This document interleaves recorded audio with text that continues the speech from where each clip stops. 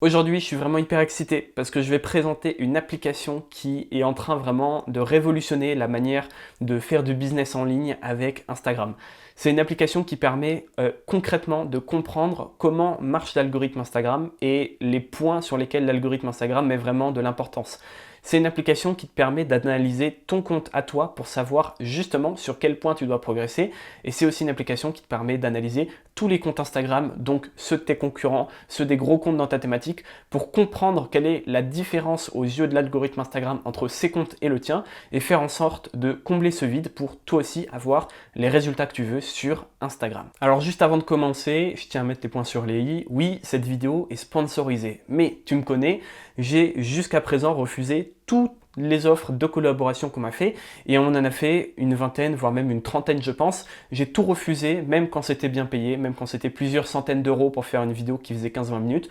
Tout simplement parce que tu le sais, moi je gagne déjà ma vie avec cette chaîne YouTube, je gagne déjà à peu près 5000 euros par mois avec. Donc franchement, je m'en fiche de faire des collaborations. Je le fais que si c'est des bons outils. Et l'outil que je te présente aujourd'hui, oui, c'est un partenariat qui est rémunéré, mais je t'assure que c'est un outil que j'aurais présenté même gratuitement parce qu'il est vraiment génial. Et en plus de ça, c'est une start-up française. Donc si ça peut les aider, c'est encore plus avec plaisir. Alors aujourd'hui, je ne vais pas juste te présenter l'application, je vais te présenter surtout un compte Instagram qui marche très bien en ce moment grâce à l'application, et c'est là qu'elle est géniale, on va pouvoir voir exactement quelles sont ses statistiques et je vais t'expliquer en quoi est-ce que cette stat, c'est hyper important de la travailler, comment tu peux la travailler. Je vais aussi t'expliquer comment prendre en main l'outil. Donc tu vas apprendre tout un tas de choses sur l'algorithme Instagram. Cette application nous permet d'avoir un regard neuf et de comprendre de manière plus intuitive comment marche ce fameux algorithme que tant de personnes cherchent à percer. Tu vas voir que c'est pas plus compliqué que ça et je te retrouve directement sur mon écran. Donc le compte Instagram qu'on va analyser aujourd'hui, je t'en ai déjà parlé dans une vidéo parce que c'est un superbe exemple de réussite sur Instagram. C'est un compte qui est encore assez récent, qui parle de l'Allemagne. Comme tu le sais, j'ai vécu en Allemagne, c'est un pays qui me manque un petit peu en ce moment. Donc moi personnellement, je suis activement ce compte. Mais ce qui nous intéresse vraiment, c'est de voir par exemple son taux d'engagement. Pour un compte qui poste uniquement des contenus qui ne sont pas des photos, qui ne sont pas du contenu qu'on a trop l'habitude de voir.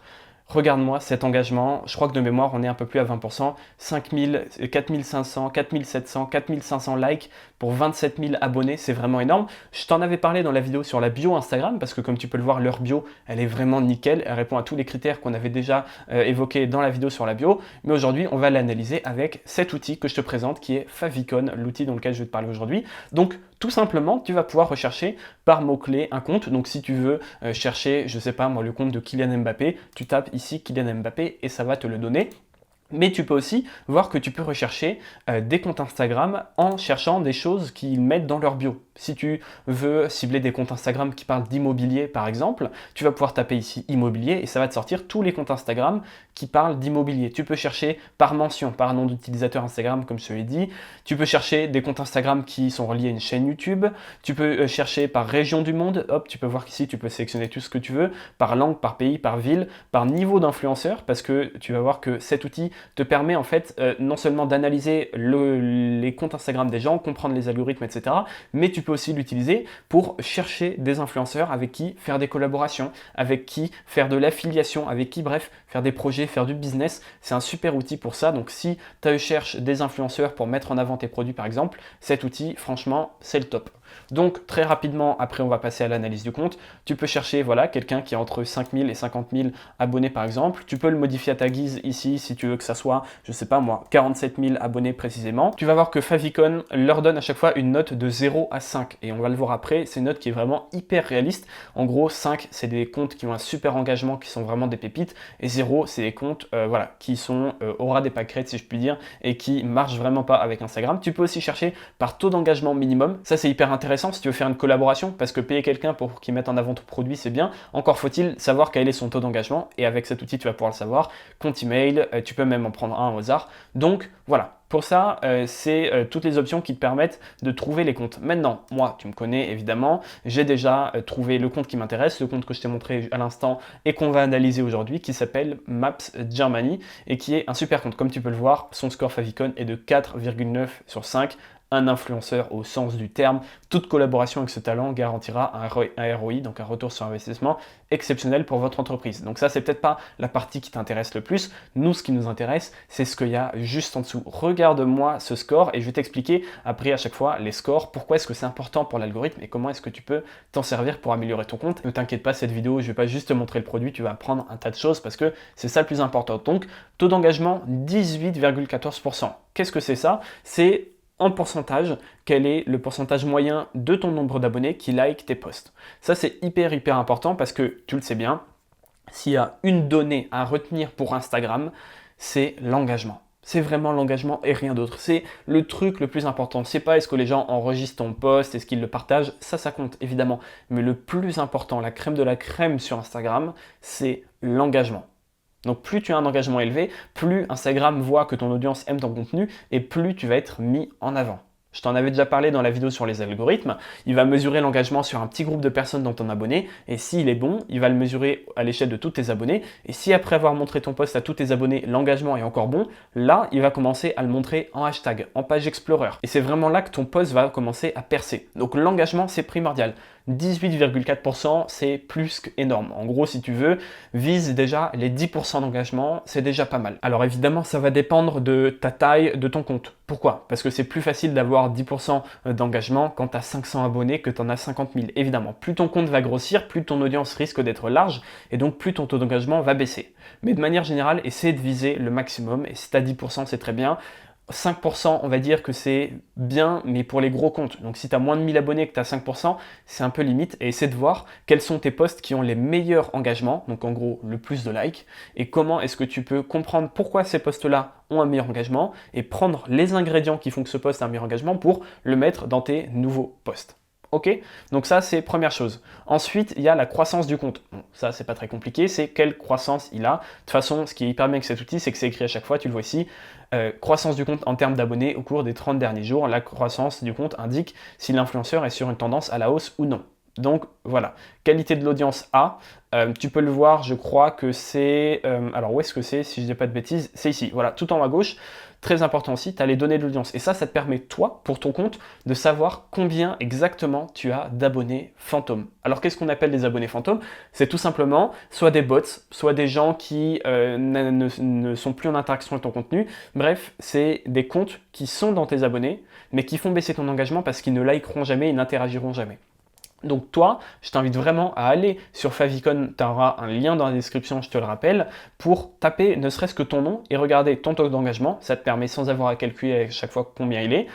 Et surtout, savoir ça. Quel est ton nombre d'abonnés fantômes? Alors eux, ils disent suspicieux parce que c'est des comptes, voilà, si c'est un bot, c'est suspicieux. Aux yeux d'Instagram, ils le détectent. Faut bien savoir que si Favicon le détecte, Instagram et l'algorithme le détectent aussi. Donc va voir ça et ça te permettra de savoir si tu dois faire le tri ou non dans tes abonnés. Donc ça c'est pareil, c'est un truc hyper puissant et franchement cet outil, c'est pour ça, je te l'ai dit en début de vidéo, c'est un truc de fou, je t'ai pas menti, tu me connais, c'est vraiment un truc de fou parce que en un coup d'œil, ça te donne un tas de statistiques et le plus important, c'est que tu viens ici, tu vois un petit peu quel est l'état actuel de ton compte Instagram et le plus important, c'est quoi? C'est que tu vas pouvoir revenir semaine après semaine, mois après mois pour voir l'évolution et voir si tes actions ont des résultats ou non, voir si ton taux d'engagement augmente, voir si ta croissance est en hausse. Croissance en hausse, ça veut rien dire, mais tu m'as compris. Voir si ton pourcentage d'abonnés fantômes, de ghost followers diminue ou non. Ça, très important. J'enchaîne juste en dessous, comme je te l'ai dit, ça te permet de savoir quels sont les gens qui te suivent par pays, par langue qu'ils parlent. Ça c'est pareil, c'est tout bête, mais quand tu sors des produits par exemple, parce que tu le sais bien, moi sur cette chaîne, je t'apprends pas à avoir des abonnés juste pour avoir des abonnés, je t'apprends à créer un business en ligne sur Instagram. Si tu sors une formation en ligne qui est en français, bah mine de rien, si un tiers de ton audience parle pas français, tu l'as un petit peu dans l'os parce qu'ils vont pas l'acheter. Donc ça c'est pareil, c'est assez important à savoir et c'est souvent négligé. On a aussi le following ratio, donc ça c'est hyper important, c'est le rapport entre le nombre d'abonnés et le nombre d'abonnements. Pourquoi est-ce que c'est important? Parce que ça compte aussi aux yeux de l'algorithme Instagram. À savoir, quelqu'un qui a 1000 abonnés, mais qui suit 1500 personnes, bon, ça pue le follow mal fait à 10 km. Voilà, c'est pas vraiment un compte de qualité, tu vois. Il y a anguille sous roche pour Instagram. Donc ça te permet de savoir si tu as un bon, excellent, très bon, mauvais ratio d'abonnés-abonnements. Encore une fois, ça sera écrit juste ici. Intéressant, voire même très intéressant ici, qu'est-ce qu'on peut voir? On peut voir que la qualité des hashtags est très mauvaise. Et là, c'est dommage. Et tu vois, par exemple, ça, c'est un compte qui cartonne. Mais le propriétaire de ce compte, s'il utilisait Favicon, il verrait que tout cartonne, tout était ouvert, tous les indices sont ouverts sur son compte Instagram, sauf ça et ça. La qualité des hashtags et la diversité du contenu. Alors, la diversité du contenu, elle est considérée comme mauvaise, mais je trouve pas que c'est une mauvaise chose. Pourquoi? Parce qu'il y a peu de diversité, mais ça fait que du coup c'est niché. Pourquoi est-ce qu'il dit qu'il y a peu de diversité? Bon, bah tu le vois très bien, c'est que des cartes et des graphiques. Donc, peu diversifié sur le papier. Mais en attendant, c'est parce que c'est que des cartes et des graphiques qu'ils ont un bon engagement. Parce que les gens qui les suivent, ils les suivent pour ça. Et juste pour ça. Donc, de ce point de vue-là, pour être tout à fait honnête, cet indicateur-là, même si c'est faible, c'est pas une mauvaise chose. Parce que si c'est peu diversifié, ça veut dire, par définition, que c'est très niché. Et justement, être niché, c'est clairement ce que tu veux pour Instagram. Donc, ce score-là, franchement, ne le regarde pas trop. C'est à prendre avec des pincettes. Par contre, ça, qualité des hashtags. Je te l'ai déjà dit, les hashtags, c'est hyper important. Un bon groupe de hashtags, ça va pas faire en sorte que ton contenu cartonne ou non. Encore une fois, là, on le comprend très clairement. Ce qui va déterminer si ton contenu va être mis en avant ou non, c'est ça. C'est le taux d'engagement. Maintenant, avec leur taux d'engagement à eux, s'ils optimisaient leur hashtag, ils auraient 2-3 fois plus d'abonnés, de mise en avant. Pourquoi? Parce que les hashtags, c'est un levier pour prendre un post qui marche déjà et le faire cartonner. Tu vois, par exemple, si je prends leur post, je suis sûr qu'ils sont mis en avant en page Explorer, etc., parce que 18% d'engagement, c'est excellent. Mais il suffirait qu'ils aient des hashtags qui soient bien ciblés et qui soient bien travaillés et ils seraient mis en avant en top position sur tous ces hashtags-là. Ok? Donc c'est un levier. Prendre du contenu qui marche déjà et le faire cartonner encore plus grâce au hashtag. Donc encore une fois, cet outil, il est top pour ça, voir tout ce qui va bien, mais c'est aussi bien parfois de voir ce qui ne va pas. Et en l'occurrence, ils ont très peu travaillé leur hashtag et moi c'est quelque chose que j'avais déjà vu sur leur compte. Donc vraiment, encore une fois, j'insiste, j'ai fait une vidéo sur le sujet, comment choisir ces hashtags, ça s'appelle un truc comme ça, tu vas voir sur ma chaîne. C'est vraiment hyper important d'optimiser tes hashtags. Maintenant, je te montre encore 2-3 trucs avant de t'expliquer ce qui va t'intéresser, comment est-ce que tu peux utiliser cet outil pour analyser la concurrence, voir la différence qu'il y a entre les top compte Instagram de ta thématique et le tien et comment faire pour les ressembler. Avant de te parler de ça, on va descendre un petit peu parce qu'il y a encore des fonctionnalités qui sont disponibles. Comme je te l'ai dit, cet outil, c'est un outil qui est pensé aussi à la base pour, si tu veux, travailler avec des comptes Instagram, travailler avec des influenceurs. C'est un super moyen, quand tu as un produit mais que tu n'as pas d'audience, de payer les gens pour qu'ils mettent en avant ton produit et de faire de l'argent. Plutôt que de t'embêter pendant des semaines ou des mois à faire grossir une audience sur Instagram, tu peux très bien te focaliser sur ton produit, payer des comptes Instagram pour utiliser leur audience entre guillemets et qui mettent en avant ton produit et faire des ventes. C'est une stratégie qui marche aussi très bien. C'est pas forcément le business model que j'enseigne sur ma chaîne, mais c'est un business model qui peut même être complémentaire. Tu peux avoir une audience, avoir un produit, et une fois que tu as identifié un produit qui cartonne avec ton audience, payer des gens pour que leur audience aussi soit au courant que ton produit existe et faire des ventes supplémentaires.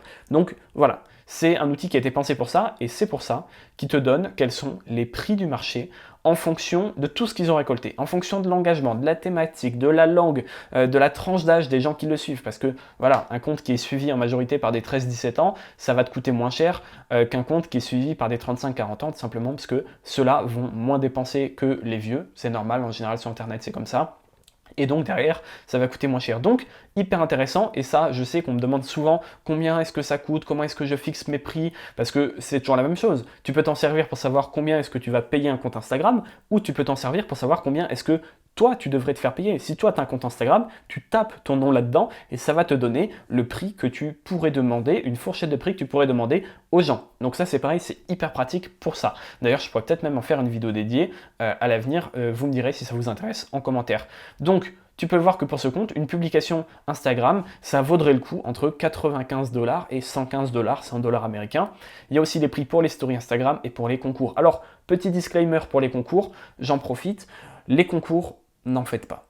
Ou en fait, faites-en, mais dans votre thématique. Le problème des concours Instagram, c'est quoi? C'est que les gens s'abonnent à toi, non pas pour ton contenu, mais pour ce qu'ils peuvent gagner. Et le problème, c'est que oui, tu vas gagner des abonnés, mais est-ce que ça va être des abonnés engagés? Non, je crois pas. Est-ce que ça va être des abonnés qui vont liker tous tes posts normaux? Je crois pas non plus. Pourquoi? Parce qu'ils seront abonnés pour la mauvaise raison. Donc, c'est pour ça que les concours Instagram, tu vas gagner plein d'abonnés, mais ça va faire chuter ton engagement. Et comme je te dis, l'engagement, c'est vraiment primordial. Donc, les concours Instagram, à ne pas faire, sauf si vraiment c'est avec quelqu'un qui est exactement dans ta thématique et que c'est très bien fait, peut-être quelqu'un avec qui tu as déjà fait du contenu, là ça peut marcher, mais sinon franchement les concours Instagram, tu vas perdre de l'argent en fait pour acheter des abonnés, parce que c'est ça, tu échanges de l'argent contre plus d'abonnés, donc tu achètes des abonnés qui vont baisser ton engagement, donc tu payes pour qu'on baisse ton engagement. Je sais pas si tu te rends compte, l'engagement c'est le truc le plus important. Donc les concours Instagram, vraiment faire gaffe avec ça. Surtout qu'une fois que tu as tous ces abonnés qui ne sont pas engagés, c'est foutu. Pour les faire partir, bonne chance, vraiment bon courage. Donc tu seras un petit peu coincé avec ça. Très important aussi, deux petites choses encore, il te montre des profils qui sont susceptibles de t'intéresser. Donc celui-là par exemple, c'est des cartes aussi qui ont des bonnes notes. Tu vois, il te met en avant que ceux qui ont les meilleures notes générales favicon. Et enfin, dernière chose, tu peux voir de manière un peu plus esthétique que ce que te propose Instagram par défaut, la croissance en nombre d'abonnés, que ce soit sur ton compte ou sur les autres comptes. Et là encore, tu peux le voir, 700 abonnés en un mois.